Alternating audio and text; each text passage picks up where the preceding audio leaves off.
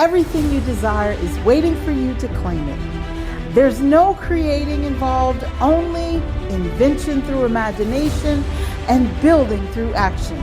You are at the center of all your desires, dreams, and achievements. Welcome to Designing Your Life Today, the podcast that's all about your success, achieving your goals, building wealth through your business, and building your most passionate, powerful, magnificent life. Discover ways to use your purpose to connect you to serving others and living your dreams. I am Pat Council, and I know you are built by design to win. And it all begins with knowing how to tap into your success energy. Let's get on the path of discovery, decisive action, development, and unwavering dedication to your life's calling. It's time to embark on a transformative journey where your deepest passions become your most rewarding achievements. Embrace your power to shape your destiny, because this is your moment to do life with power.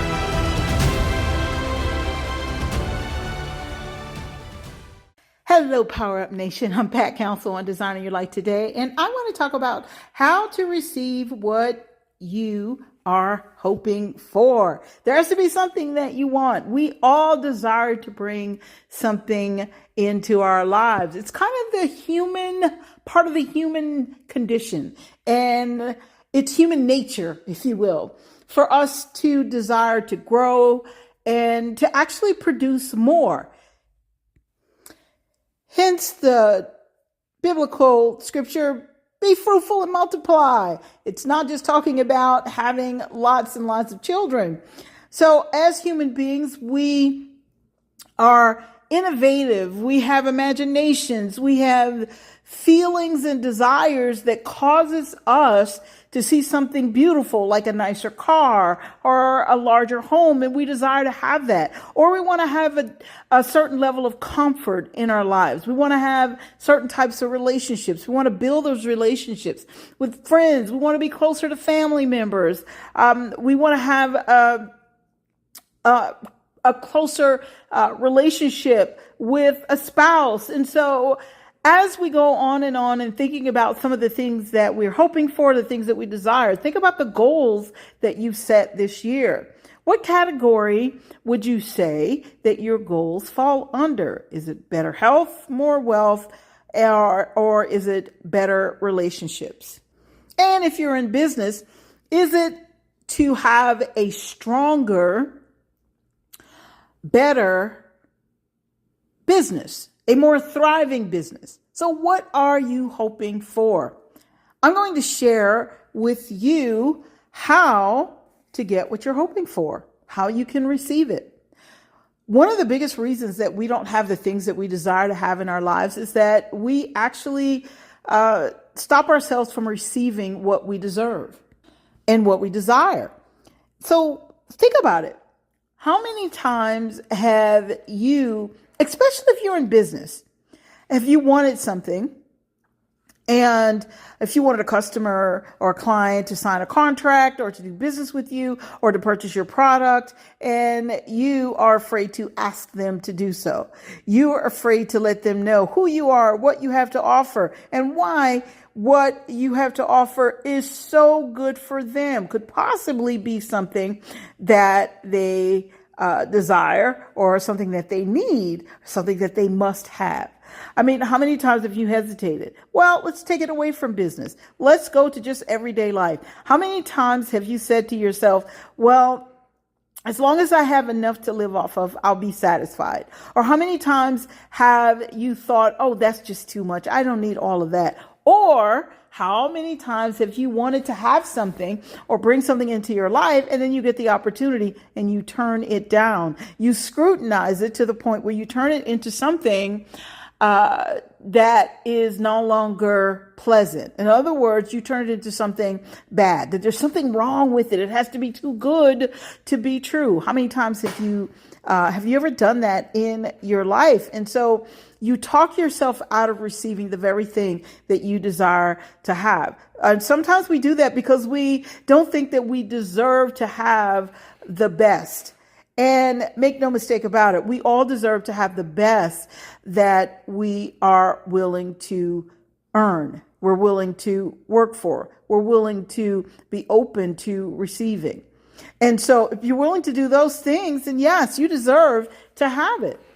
But the thing about it is sometimes we overwork and we overwork some more, and then we're exhausted and we're still not getting the thing that we desire the most, or we don't feel fulfilled as a result of doing all of the work. And I'm not just talking about business. It can be in relationships. It can even be in health, your fitness. It can be in anything.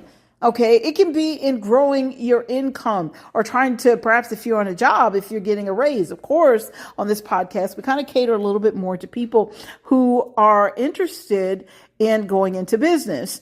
And I think when you listen to this podcast, if you've been listening to it for, let's say, 6 months, hopefully you've drawn a conclusion that, wait a minute, in order for me to be successful in business, when I go into business, or if I'm already in business, in order for me to be successful and achieve these goals that I've set, I have to make sure that the personal me is ready to receive it, that the personal me is intact, that the personal me has a deserve level that says, okay, this is something that I deserve to have.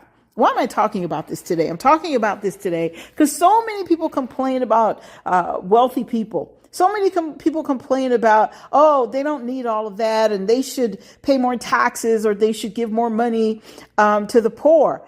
And I don't know if that's right or wrong. Okay, that thinking, I'm not here to judge the logic behind that or the thinking behind that. However, what I will say is if they earned it, it's up to them what they want to do with it, and no one should be controlling that.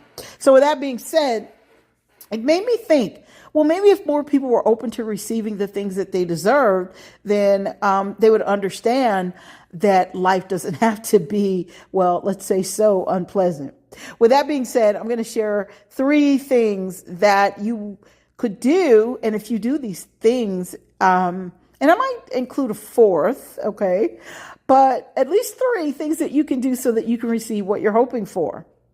Now, I want you to understand that in order for you to receive anything that you desire, I've been talking a lot about identity. Your identity has to connect to the thing that you desire. So in other words, you say, well, are you kidding me? So if I want a basket full of money or $1 million bills, a basket full of $1 million bills, I have to think I'm a basket full of $1 million bills? No, you have to think in terms of wealth. You have to think in terms of abundance. You have to think in terms of unlimited supply and unlimited possibilities, because somewhere down the road, your mind will give you or prompt you with ideas, or ideas will come into your mind that will cause you to say, hey, so this is how I get that basket full of $1 million bills. And I use money as an example, but this goes across the board, you guys. You have to align, is what I'm saying. You have to align with the thing that you desire the most. In order for you to align with something, your identity has to match it. You have to see yourself as such. And so with that being said, you have to have the right relationships in order to make something happen. I'm not talking about the right relationships to people. I'm talking about the right relationships to a relationship to a people, and that a people is you. You have to have the right relationship with yourself. There's so many people who desire to have things and they want to have a better life. And because they can't see themselves getting these things, or they think it's not a possibility, or they think they don't deserve it, they can't align with it. And I can talk about this because I've been down that road until the point where I finally had to say, you know what? I deserve better than this. And when I decided that I deserved better, then my next step was to figure out, okay, so what does better look like? And once I figured out what better looked like, what is the thing that I desire the most? Or what did I desire? And once I figured out what that looked like, then my next step was to figure out, oh my goodness, am I willing to do what it takes to align with this? In other words, am I willing to do the work so that I can get this thing that I desire the most? You see, people think that goal setting, or even people who talk about goal setting, they think that it has to be about perfection. It's not about perfection. I can talk about goal setting, but you don't know what my goals are unless I tell you. And my goals may not be the same goals as yours. And you may look at me and judge me and say, well, she should do this, this, and this, and to get her goals. But if you don't know what my goals are, you don't know how I should be. Why am I saying that? I'm saying that because it's up to you to decide, what is your identity? Who are you willing to become so that you can get what it is you need to get, the thing that you're hoping for? So when I say, who do you need to become? Of course, you're thinking on the side of right. Okay. And you're thinking on the side of good. So I'm only talking about doing the work, nothing bad, not thinking that somebody's just going to walk up and hand it to you. Is that possible? Absolutely. Sometimes when you align with something and you don't judge how it's going to come, it shows up. All right. Now, I'm not saying it's going to show up in a bad way, but it shows up. All right. So let's get to the three things. But before I give you the three things, I want to say this to you. I talked about having the right relationship with a person. Okay. And that person is you. You have to have a right relationship with yourself. But here's the thing. You also have to have a right relationship between not just yourself. It begins with you. With yourself, you have to have a right relationship with God. This isn't about being religious at all. Okay. This is about you being willing to acknowledge who God made you to be. Okay. This is about you willing to recognize that you have that power. Okay. I often share this scripture, for God did not give us a spirit of fear, but of power, love, and a sound mind. So when you start to put those things into play, all of a sudden you find this peaceful, blissful life. Now, doesn't that sound great? And that I'm also making it sound like you're never going to have any problems. So here's my caveat.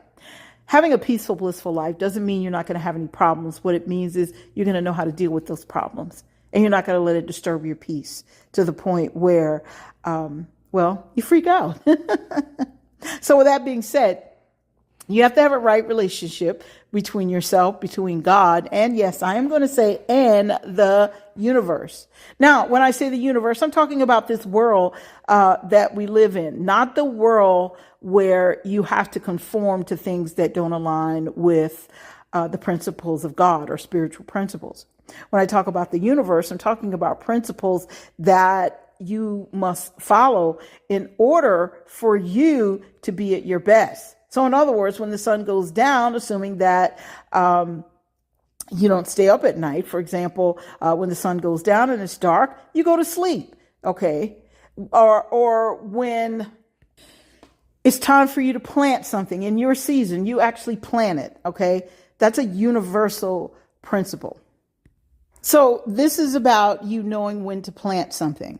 Okay, when to do the work, what kind of work to do, so that you are aligned with those kinds of principles. And for those of you that are so super religious and you're going, oh my goodness, she mentioned universe. Well, I'm going to give you a scripture that supports that. And it is in 1 Corinthians. I think it's chapter 3. Okay. All of these, I don't have them in my head, but some of them I kind of remember. But it talks about the fact that I planted, so that would be you. And it said Apollos watered. That's actually the universe. And it says, but God gave the increase. And so you have to have that relationship, that right relationship. If you go against universal principles, okay, which align with spiritual principles, you're not going to go very far. Okay, for example, gravity. Well, that's a universal principle. And if you jump off a building and you are planning to build something great, and you jump off a building that's, 40 stories tall, you have no parachute, well, gravity says you're going to go splat. Okay, so you violated a universal principle. We make such a big deal about the difference, and there is a distinct difference. Okay, so know the difference. So again, you have to have this kind of relationship. Know what you're doing, know when you're going to do it, and get to it, and then have faith that it's going to come to fruition. So how do you get what you're hoping for? You have to be able to receive it. So here are the 3 things that I want to share. First of all, in order for you to get what you're hoping for, you have to ask for it. Okay. But when we say ask, and I've had some people say, you know what, but I've been asking and asking. So they open their mouth, they say a prayer, but you know what? There's more to it than that. You ask sometimes without even opening your mouth. Okay. We ask by making a mental picture. So in other words, if you're not winning, then that means you don't see yourself as a winner, and you don't see yourself winning. You see yourself as a person who's struggling. You see yourself as a person who is working to make something happen, but it's not working out. And you're just wishing. Okay. There's no faith. It's a wish. And there's a distinct difference. There's very little energy behind a wish. Okay. But there's tons of energy behind faith, because faith says it's a done deal. Okay. Assuming that you do the right things. Okay. You must have some skill. You must, and we're talking if it's business, but if it's something else, you must do what it takes.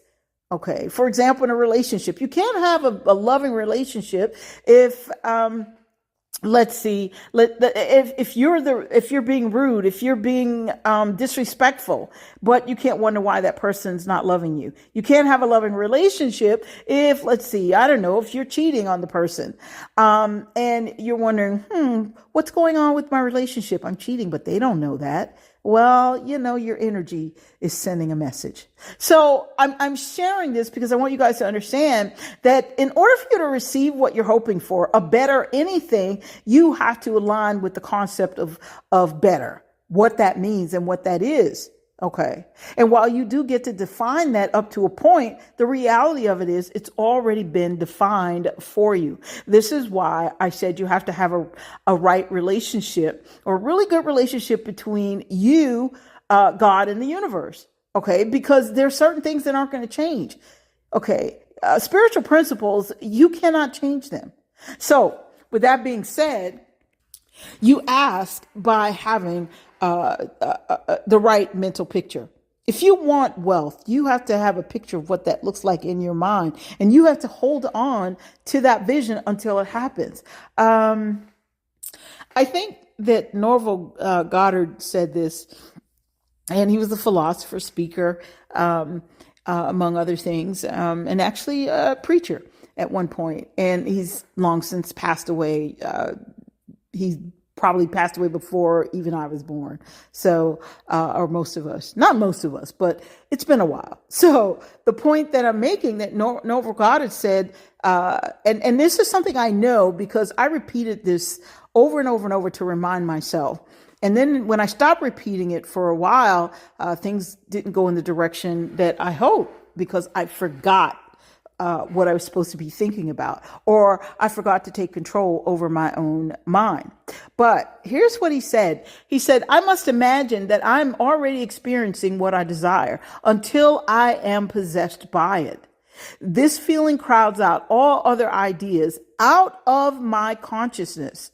To reach a higher level of being, I assume a higher concept of myself. So if you're not winning, and you're not getting the thing that you ask for, is because you don't see yourself as having it. You don't see yourself as deserving it. So don't be afraid, and don't hold yourself back. If you want to receive the thing you're hoping for, by all means, get a mental picture of it and hold that picture. See, here's the thing. When you're hoping to get something and you're not getting what you hope to receive, a clear sign that you're not ready to receive it, or that you truly don't desire to receive it, is there's no mental picture of it. See, without the mental picture, there's no real energy behind it. All right. So that's one. Number two, you have to believe by identifying yourself with it.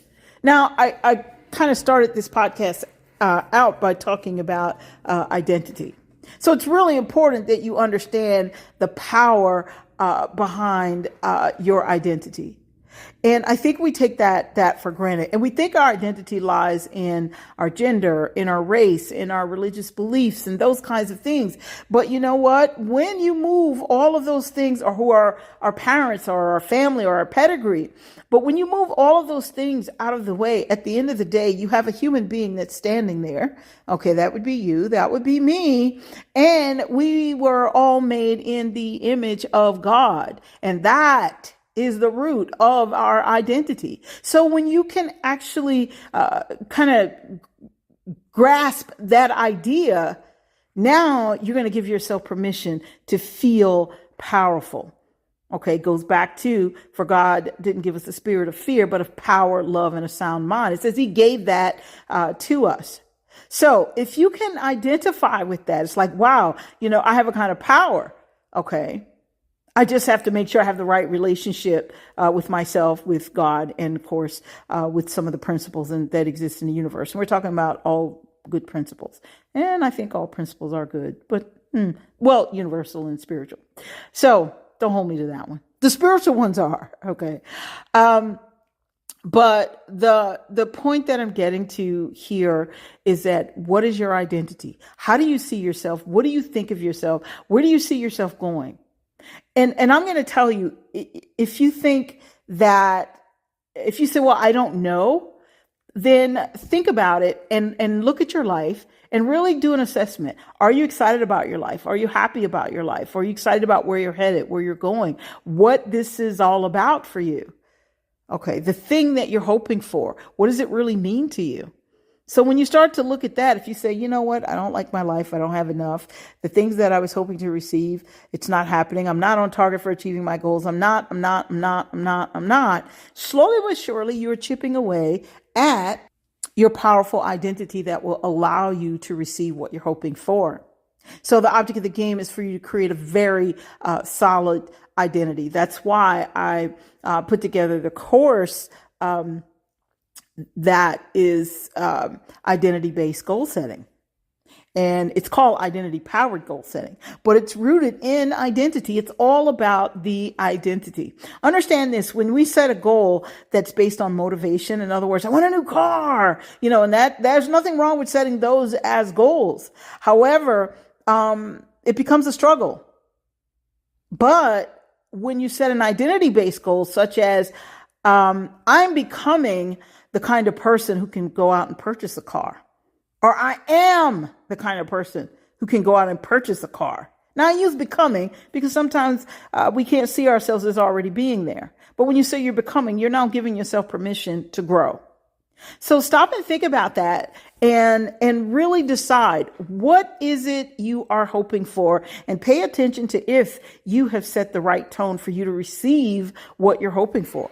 That's the thing. So we ask, that's number one. We ask by making a mental picture, number one. Number two, we believe by identifying ourselves with it. If you want a new car, you have to see yourself as a person who has a new car. Okay. Now, for me, and I use myself as an example. For me, having a new car is nice, but having a new car is not at the top of my list. So whatever is at the top of my list, that would be the thing that I must identify with.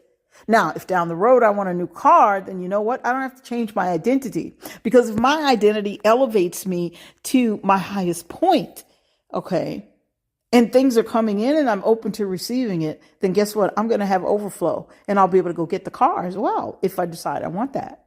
So I want you to look at your identity. Who do you really think you are? And again, it's not about your gender. It's not about your color or your race. It's not about those kind of things. It's not about your religion. It's not about those things. Okay. And when I talk about religion, I'm talking about man-made religion. Okay. I'm not talking about spirituality that comes from God. So think about that. All right. So number three, if in order for you to get what you're hoping for, I've already mentioned faith, but you have to have a lot of faith. But here's number three. Let's put it in some different terms. In order to receive what you're hoping for, we receive by acknowledging that the thing that we desire, that it's already true. That it already exists, and it does exist. And you know what? Sometimes I've had, some people when I'm just talking and we're just kind of having a fun conversation and say, okay, I can't wrap my mind around this thing. If it exists, how come I don't have it? Well, it's because you don't believe it already exists. It does exist. All right. God has put everything here that we could possibly think of. Okay. Now to him who's able to do exceeding and abundantly above all that you could ask or think, according to the power that worketh in me, and the power that worketh in you, of course. And if you read the scripture, it says the power that worketh in you. So, or worketh in us, and it's the power in us. Okay. But if you don't believe that this thing already exists, if you can't acknowledge that the thing that you desire exists, then guess what? It goes back to the fact that you don't believe that you deserve to have it. So you start to talk yourself out of things.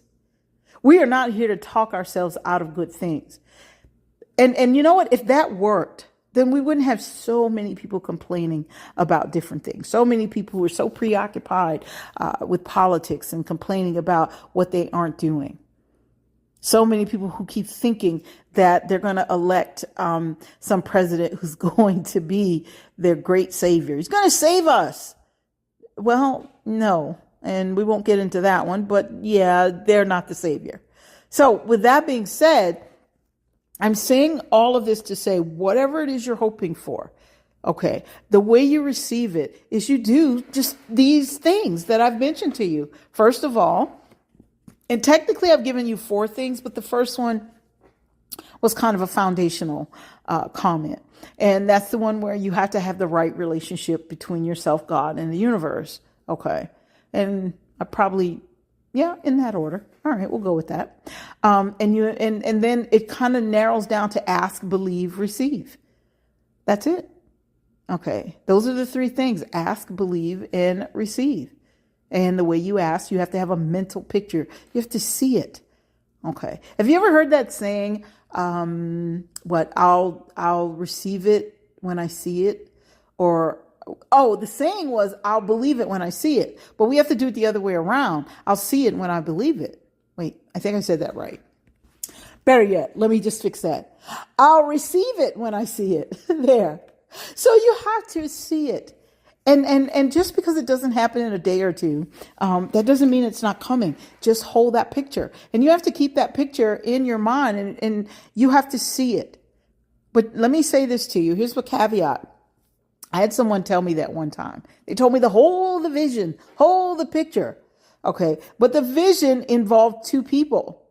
But what happens is if your vision is involving you and someone else, you both have to hold the vision. You both have to have that picture. You can't change your mind. You have to be unwavering. Okay. So this is why it's very important that when you decide that you're going to do something or you're going to make something happen, you can invite other people that are close to you. And I've shared this, that it's important that you don't go around and tell everybody your goals. As a matter of fact, they put statistics to everything. And I think the statistics show that 80% of the people who actually share their goals with other people, they fail to achieve those goals. And there's a psychological reason behind that, but we're not going to get into that on this podcast today. So the point that I'm making is, regardless of what it is you would like to receive, whatever it is you're hoping for, even if it's something where you need someone else to participate, or you would like them to participate. Like, for example, in a relationship, if you want to grow closer to a spouse or something like that, and it's not happening. Okay. First of all, both have to want the same thing. And when both want the same thing, then they both have to see it. They have to know what that looks like. And so when they both want the same thing, they both see it. They know what it looks like. They know how they want it to play out. They can agree on it. And then they can go to believing that it's possible. And then, of course, they're going to receive it. But if there's 2 of you, and there's someone who's not on board, it's going to be very difficult. So why am I saying that? I'm saying that it's important that you have your identity established first. Okay. Or make sure it's solid. In other words, if it's about having a better relationship with someone, your identity needs to be rooted in love. Okay. It has to be rooted in love, and you have to stick with that. This is it. I'm a loving person. I'm a kind person based on the way the Bible describes love. It's not jealous and it's not arrogant. It's not boastful, and these kinds of things. Okay. You have to go and read that, and you have to make that a part of who you are. That has to be your mental picture. You have to get a picture of what that looks like as it relates to you. And so once you have established that foundation, that identity, now you're going to be that no matter what the other person does. Now, here's the caveat again, and we're going to wrap up on this. The caveat could be that it may work out and you're going to receive it. Okay. Especially if you guys are married. I mean, God, he ordains marriage. So it may work out for you. But here's the other side to that coin. The other side to that coin is because you're so super loving, that person may realize that they're not going to change and that whatever they're doing, it's actually hurting you, and they might leave your life. Okay. And then someone else might step in who is going to be that picture of love. Now, I don't know, but this is just an example. These are caveats. Okay. Because you get to decide what your goals are. You get to decide what you're going to be open to receiving. The only thing that none of us get to decide is kind of the let's say all of the mechanics or all of the how that goes into bringing it to fruition, that brings it into our reality, that manifests it into our life. We just know end game. And end game says that if I ask for it and I believe it, I will receive it. Now, what happens in between all of that? That means you have to stay constant, because now you have this identity that says, no matter what, this is who I am. So if you want to receive what you've been hoping for, you want to try these things, ask, believe, and know that you acknowledge that you're going to receive it, and acknowledge that it already exists. It's there, and be open to it. And the beautiful part is once you do that, you'll see clues that things are falling into place for you. Okay. And again, I can't tell you what the clues look like, but don't think that all of the clues are going to be so squeaky clean and so beautiful and so perfect, because sometimes they won't. Sometimes it's going to look like, oh my goodness, look at all this chaos. It seems like everything is falling apart, when in fact, things are falling into place. They're falling apart so they can, let's say, reconfigure, if you will, and be structured so that things can go in the right direction. Okay, because perhaps there's something you need to learn. There's some changing that needs to happen on your part. All right, there's perhaps some humility that needs to kick in. Who knows? But with that being said, you guys, that is all I have for you today. So if you have been hoping to receive something, just put this into action. It's going to work. Okay. How do I know? I have worked it more than once. So I want you guys to have a magnificent day and do life with power, knowing that you are built by design to win. By the way, this is how you know you're built by design to win. I mean, you can ask for things, believe and receive. Oh, here's another caveat. You do know you have to do some work to make this thing happen, right? You got to do that to make the wheel move forward. Take care, you guys.